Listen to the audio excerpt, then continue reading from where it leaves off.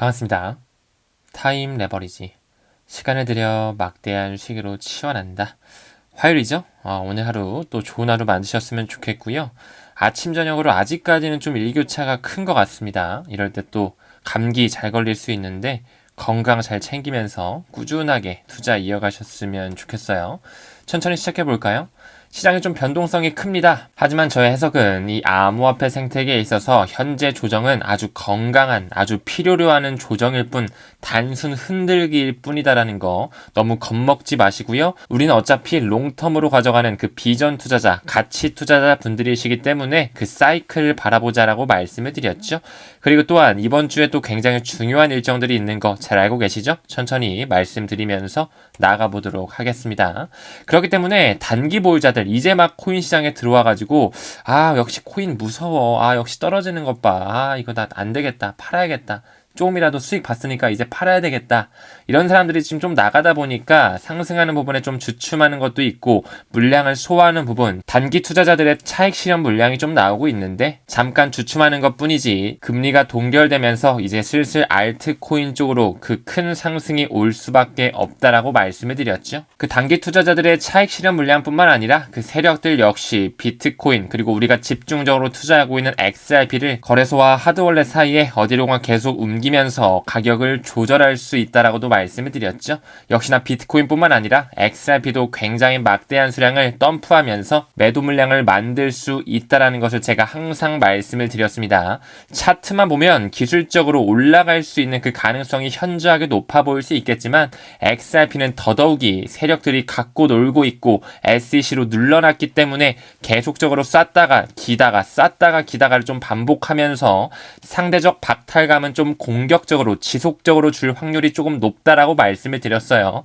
그렇기 때문에 저 또한 XRP를 가장 많이 가지고 있는 것은 맞지만 마인드셋은 뭐라 그랬죠? 이건 하나의 사이드 체인이야. 내년 연말까지 금융의 망이 바뀌는 그때까지 그냥 꾸준하게 가져가는 코인이야. 라는 그런 동기부여를 심어 주셔야 됩니다. 다음 기사 봤을 때 비트코인뿐만 아니라 이더리움, XRP, 에이다, 시바 이누 굉장히 또 유망한 그런 메이저 알트코인들이 보여지면서 왜 하락했는지에 대해서 기사에서 좀 언급을 하고 있는데 기사에서 뭐라고 하는지 살짝 좀 보고 갈까요? 분석가들은 이러한 급격한 하락세를 연준의 금리 인하가 둔화되고 있다. 금리 인하가 될 줄 알았는데 계속 금리 인하 시점을 뒤로 밀리고 있다. 일단은 3월 그리고 5월 달에 있는 FOMC 회의에서의 금리 인하 가능성은 거의 없어 보이죠? 빠르면 6월에서 7월 정도 이 역시도 밀릴 수도 있다라고 말씀을 드렸고요. 최근에 암호화폐 청산을 하기 위해서 하락이 나왔을 것이다. 그 세력들은 역시 단타 세력들, 롱숏 물량 털고 가는 부분에 있어서도 코인 시장이 어느 정도 하락세가 있었을 것이다. 충분히 인정이 되는 그런 지표로 볼 수 있겠고요. 현물 비트코인 ETF 유입에 상당한 감소라고 나오는데 저는 이 부분에는 동의하지 않습니다. 계속적으로 역사적인 기관의 자금이 들어오면서 현재 미국의 금권에서도 새로운 보고서들이 보여지고 있죠. 플러스 알파로 그 세계 자산 운용사들을 뒷배려하고 있는 마이크로 스트래티지 역시 최근에 이 비트코인을 다시 한번 매집하는 부분을 미루어 보았을 때 아직까지 끌어올릴 것이 많다라고 우리는 가야 할 길이 멀다라고 해석을 드릴 수 있습니다. 그러면서 비트라든지 이더에 대한 옵션 만료와 연관을 지을 수도 있겠지만 중요한 것은 건강한 조정이므로 우리가 두려워하기보다는 지나가는 과정, 필요한 물량 소화 과정이라고 다시 한번 좀 언급을 드리겠습니다. 그래요. 이번 주가 굉장히 중요하죠. 이 통화정책 변곡점을 앞두면서 미국이라든지 일본 같은 그런 주요국들의 금리가 결정되는 주, 이번 주가 굉장히 중요한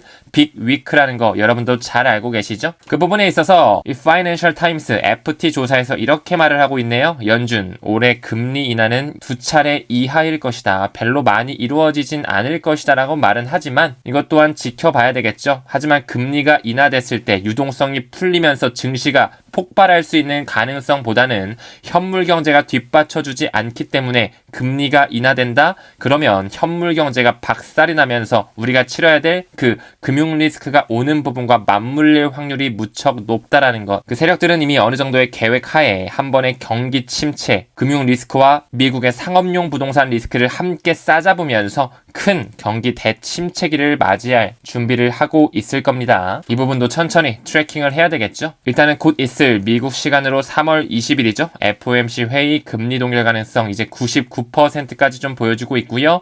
5월 초까지는 여전히 금리가 하향될 가능성, 인하될 가능성, 그 피벗이 될 가능성은 현저하게 낮다라는 것을 보았을 때 앞으로 금리가 동결되면서 이제 알트코인에 돈이 들어오는 그 시장 장세가 펼쳐질 수 있는 가능성 농후하다라고 말씀드리고 싶네요. 다음 기사 봤을 때 이제 아이폰에 제미나이라고 하는 그 생성형 인공지능이거든요. 이제 애플폰에도 슬슬 인공지능을 탑재할 수 있다라는 가능성을 열고 있는데 이미 애플과 구글의 뒷배에는 우리가 누가 있는지 잘 알고 있죠. 그 블랙록을 필두로 한 독일 유대 자본이 들어간 자산 운용사들이 이미 세상을 움켜쥐고 있다라는 부분에 있어서 AI 핸드폰 역시 거스를 수 없는 흐름이라는 거. 이미 삼성 핸드폰 같은 경우는 갤럭시 S24에 AI를 탑재하면서 새로운 AI 폰을 출시한 바 있었죠. 천천히 AI가 우리 산업을 지배하는 시대, 그리고 블록체인으로 연결되면서 결제가 암호화폐로 이루어지는 시대가 곧 우리를 찾아오고 이미 분위기를 형성하고 있다라고 말씀드릴 수 있겠네요. 다음 기사 봤을 때 중국의 코인 투자자 지난해만 보더라도 1.5조 원 수익을 봤다. 사실상 중국은 국가 차원에서 암호화폐 투자를 금지시켜놨죠. 하지만 그들은 홍콩으로서 자금을 유치시키면서 금지 조치는 역시나 무색했다. 역시나 그 중국 부자들의 인사이트는 우리가 무시할 수 없구나. 한국인 수익은 약 8위인 반면에 중국은 4위 정도 위치를 해 있더라고요. 그런 부분에 있어서 역시나 이 아무리 국가에서 금지를 해도 돈 있는 사람들은 어디 쪽으로 돈이 흘러 들어가는지를 알기 때문에 우회해서 투자를 하고 있다라는 것. 플러스 알파로 중국과 싱가포르 자금을 필두로 해서 동아시아 지역으로 암호화폐 생태계가 확장되고 있다는 것 다시 한번 강조드리고 싶네요. 이제 우리나라의 총선도 머지 않았죠. 과세 연기를 또 검토한다라고 하면서 여야가 어떻게 가이드라인을 내세울지 좀 우리처럼 개인 투자자들에게도 선구자로서 좋은 수익률을 가져갈 수 있도록 이 과세 연기되는 것도 조금 더 긍정적으로 결론이 도출됐으면 좋겠네요. 다음 기사 봤을 때 암호화폐 시장 급증의 촉매제가 무엇일까라는 그런 질문에 이 기사에서는 미국의 부채 증가라고 말을 하고 있네요. 하이라이트 몇 가지만 보고 갈까요? 현재 미국의 부채는 사상 최고치를 기록하고 있다. 지금 현재 방송을 찍는 이 시점에도 미국의 부채는 실시간으로 올라가고 있죠. 과연 그들의 생각과 의도는 무엇일까요? 어떻게 이 막대한 빚을 완전히 청산하면서 국가를 운영할 수 있을지 GDP보다 확실하게 높은 국가 부채를 보여주고 있는 나라 탑2가 바로 미국과 일본이라는 것 말씀을 드렸었죠. 그렇기 때문에 투자자들은 이제 전통적인 금융시장에 대해서 조금은 회의적으로 신중해지고 있다는 거. 그 정부 자산에 대한 관심이 감소하고 있는 상황에서 이 암호화폐 생태계의 미래는 밝아 보인다라고 하면서 이제 슬슬 경제 패러다임이 바뀐다라고 말씀을 드렸고요. 뿐만 아니라 플러스 알파로 미국과 일본이 XRP를 국가 단위로서 가장 많이 보유하고 있다라고도 말씀을 드렸죠. 왜 그들이 달러의 힘을 빼고 브릭스를 활용하면서 새로운 메시징 표준 그리고 새로운 결제 시스템을 도입하고 있는지 잘 한번 생각해 보셨으면 좋겠습니다. 이 브릭스 뒤에 브릭스페이 뒤에 어떤 암호 자산이 파급 효과를 기다리고 있는지요. 이미 전 골드만삭스 대표이자 백악관의 경제위원회 출신인 게리 코는 그 정답지를 책에서 이야기한 바 있었죠. 우리가 왜 XRP를 투자하는 것인지 부채 시장만 보더라도 공부를 수반한다면 엮을 수가 있습니다. 다음 기사 봤을 때 투자자 신뢰도 최고치다라고 하면서 여기 시바견 보이시죠? 시바이누의 고래들은 역시나 조정이 옴에도 불구하고 시바이누대에서 크게 지출하면서 모아가고 있다는 포착이 되고 있는데요. 고래들은 대담하게 개입하여 수조 개의 토큰을 축적하기 위해서 수십억 달러를 지출하면서까지 이 시바이누 자산에 대한 탄력성과 미래 잠재력에 대한 확고한 믿음을 나타냈다라고 하는데요. 저 역시도 시바이누뿐만 아니라 도지코인 아시죠? 굉장히 중요하게 가져가야 되는 토큰이라고 말씀을 드렸어요. 밈으로 시작한 건 맞지만 미래에는 ETF의 가능성까지 열어둘 필요가 있다라고 말씀을 드렸죠. 그레스켈의 인베스트먼트에서 시바이누의 ETF를 제안했다는 소식 또한 나오고 있는데요. 누가 들으면 이 밈코인이 무슨 ETF 가승인데 말이 되는 소리를 해야지 라고 할 수 있겠지만 이미 그 기관의 채택, 전통 자산 운용가들을 감싸고 있는 그 뉴욕 증권거래위원회를 가지고 있는 인터컨티넨털 익스체인지가 만든 하나의 커스터디 업체가 있었죠. 이 베크트라는 기관급 커스터디 업체에서 이미 수용을 하고 있다는 것은 검증이 완료가 됐다라고 반증이 될 수 있다라고 말씀을 드렸습니다. 이런 코인들은 반드시 우리가 꾸준하게 XRP를 모아가는 것처럼 천천히 모아가야 된다라고 말씀드렸죠. 특히나 도지와 시바, 굉장히 많은 명품 업체에서도 선정을 하면서 앞으로도 많은 기관급 채택이 있을 것이라고 생각을 합니다. 다음 기사 봤을 때 XRP는 1.5달러에 도달할 것으로 예상이 된다라고 하네요. 어떤 타임라인을 가지고 있는지 한번 실적 지켜보고 갈까요? 이 첸겔리는 XRP를 결제 코인으로 채택할 가능성을 포함하면서 핵심 성장 촉매인 2040년을 기준점으로 하면서 629달러까지 치솟을 수 있다라고 예측을 하고 있네요. 또한 기술적 분석을 바탕으로 해가지고 이 시장 전문가들은 XRP가 장기적으로 최대 50달러까지는 상승할 수 있다 이렇게 좀 이야기를 하고 있는데요. 무엇보다도 그 글로벌 리스트들이 XRP를 그 브릿지 커런시로서 완전하게 채택을 하면서 브릭스의 통화가 종료되고 모든 걸 포괄하는 하나의 암호화폐로 선정이 됐을 때 여기 나와 있는 것처럼 브릿지 커런시 for liquidity 유동성 문제를 없애면서 하나의 그 리플의 커런시로 XRP를 인정하는 그 브로드캐스팅이 미국 연준에서 발표가 됐을 때 아까 이야기했던 그 천문학적인 가격 형성이 충분하게 될 수가 있겠죠. 사실 어떤 가치가 있는 뭐 돈이든 CBDC든 코인이든 모든 가치의 이동을 구현하는 것이 바로 리플의 비전이기 때문에 우리는 이 포텐셜을 믿고 가고 있는 거겠죠. 이미 많은 에비던스 자료를 보여드리면서 많은 금권들과 연관되어 있고 그 세력들의 채택이 끝났다라는 것 벌써 뿌리를 확장한 지는 10년이 넘었습니다. 다음 기사 봤을 때 미국 재무부에 등록된 하나의 거래소가 있거든요. 아틀란티스 익스체인지에서 XRP가 국경 간 결제를 용이하게 하는 암호화 자산을 강조하고 있다. 또한 3에서 5초라는 굉장히 빠른 트랜잭션을 가지고 있죠.